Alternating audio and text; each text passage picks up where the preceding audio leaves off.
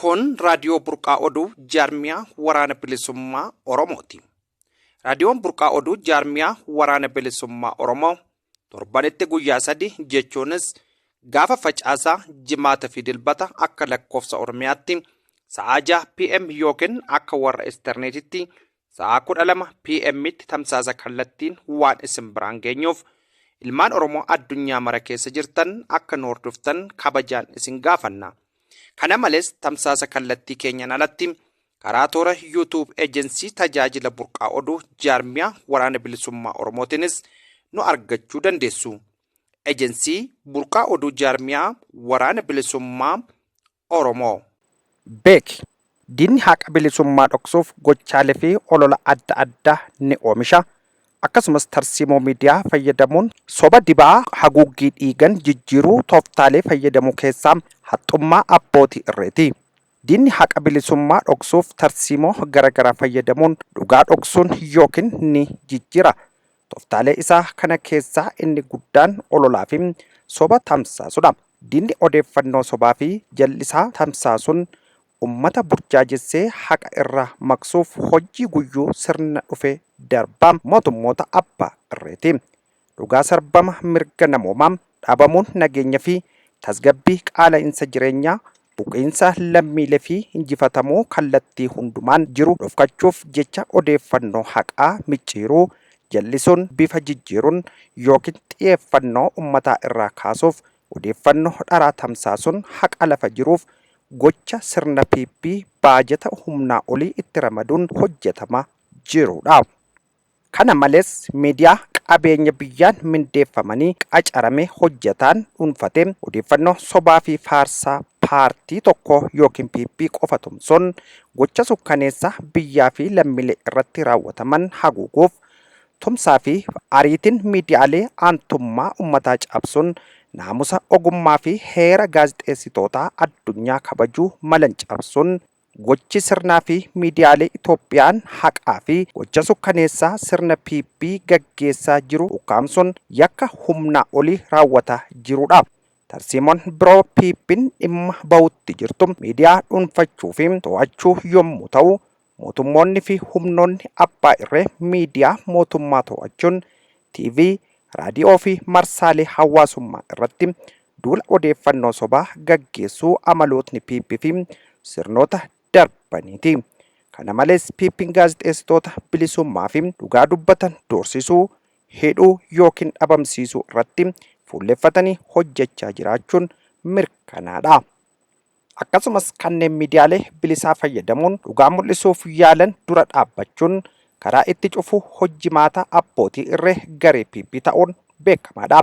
Amaloonni sirna abbaa irree dagaagsu cimsee irratti hojjechuun nageenya qondaalotaa fi ummata gidduutti wal amantaan akka hin jiraanne booressuu, maqaa xureessuu, dirree siyaasaa cufuu, sochii dhaabbilee haqaaf falman daangessuu, ajjecha fi hidhaa hammeessuu warroota jiran keessatti kan waabeeffamanidha.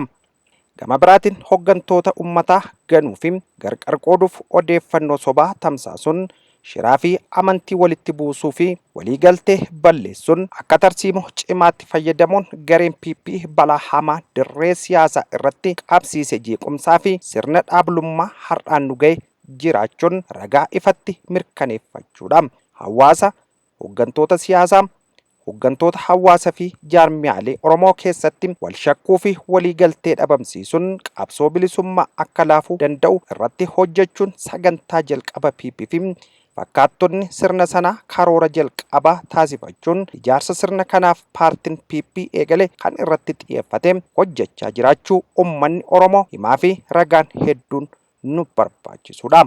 Kana malees dargaggoota fi hoggantoota qabsoo jajjaboo ajjeesuu, hidhuun, waldhabdeen akka uumamu tattaaffii fi gochi sukkaneessan hoggantoota qabsoo irratti raawwatame seenaaf yaa dhiifnu jenna.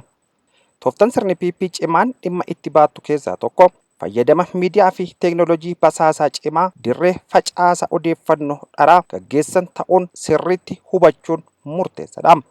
Marsaa hawaasummaa irratti odeeffannoo sobaa babal'isuun nama bilisummaa falmatu irratti gabaasa sobaa uumuun shakkisiisuu, akkasumas artificial intelligence AI fi deepfake fayyadamuun dhugaa jijjiiruu irratti xiyyeeffata.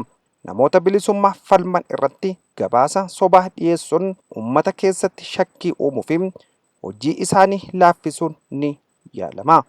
Fakkeenyaaf torbee darbe kana keessa wallabdee obbo Lammaa Magarsaa fi obbo Abiy Ahmad gidduutti odeessi facaafamaa jiru odeeffannoo sobaaf burjaaja'e moonaa qabsoo keessatti fiduuf akkasumas xiyyeeffannoo walga'ii fi walfiluu paartii PP uummanni xiyyeeffate yaada akka hin kennine tooftaa afarsitoota fi hundeeffamtoonni sirna PPtiin gadhiifamedha. Kan nama ajaa'ibsiisu keessaa namoota Abiy morman fakkaachuun duula gurgurtaa kitaabaa moggaasuun namoonni mindaa sirna PP nyaachaa odeeffannoo dharaa uummata gidduu facaasan kun muuxannoo waggoota darban keessatti bilisummaa Oromoo dulabsanii moonaa qabsoo bilisummaa Oromoo balaaleffachaa konkolaataa qaarree ga'e tumsuun qilee irraa yaa baraaruun iyya isaanii kaleessa fi har'a ta'uun hubatamaadha. Amma tooftaa kanaan haala siyaasaa fi kufaatina PP haguuguuf jecha malaa fi tooftaa kanaan asiin ba'uun isaanii tarsiimoo sooshaal miidiyaa fi teeknooloojii basaasaa odeeffannoo fayyadamaa keessa waan ta'e uummanni hubannoo kana qabatee qabsoo fi falma bilisummaa itti fufuun murteessaadha jenna. Tarsiimoon biraa sirni PP eegalummaa irraa hojiitti hiikuu eegalte qabsoo uummata dadhabsiisuu fi laaffisuu ejjennoo jedhu ta'uun hubatamaadha. Bara 2019 eegalee qabsaa'ota haqaa irratti tarkaanfii cimaa fudhachuu seenaa dhugaa sirna isaan guddise TPLF fakkaatu hordofuun seenaa qabsoo Oromoo barreeffamoota fi kitaabota keessatti ibsamuu dhabamsiisuu yookiin ugguruun yakka raawwataman keessatti yommuu ta'u akkasumas hawaasa keessatti dhugaa seenaa isaanii dhabamsiisuun yookiin wal falmisiisuu qabsoo bilisummaa gufachiisuuf yaaliin taasifame guddaadha. Sirna PP caasaa biyya keessa fi biyya alaa waliin wal qabsiisuu fi xiinxala dogoggoraa uumuun uummata ofitti amanamaa dhabamsiisuuf hojiin gaggeeffame hedduu cimaa ta'ullee of tuultota abbootii dantaa fi ija jaboo warra ta'an burjaajeessuu keessatti shoora guddaa taphachuun ni mul'ata. Dhumarratti tooftaalee diinaa kana dura dhaabbachuuf miidiyaa bilisaa dagaagsuu dhugaa beekunii fi odeeffannoo haala sirrii ta'een qindoominaan dabarsuun murteessaadha. Qabsoo bilisummaa cimsuuf tokkummaa jabeessuun odeeffannoo dhugaa saffisaan baasuuf carraaqqii gochuun barbaachisaadha. Akka uummataatti odeeffannoo addaan baasuu fi sirnaan ilaaluun shira diinaa fashaleessuuf murteessaadha. Hundee Lammiitiin Guraandhala 2025.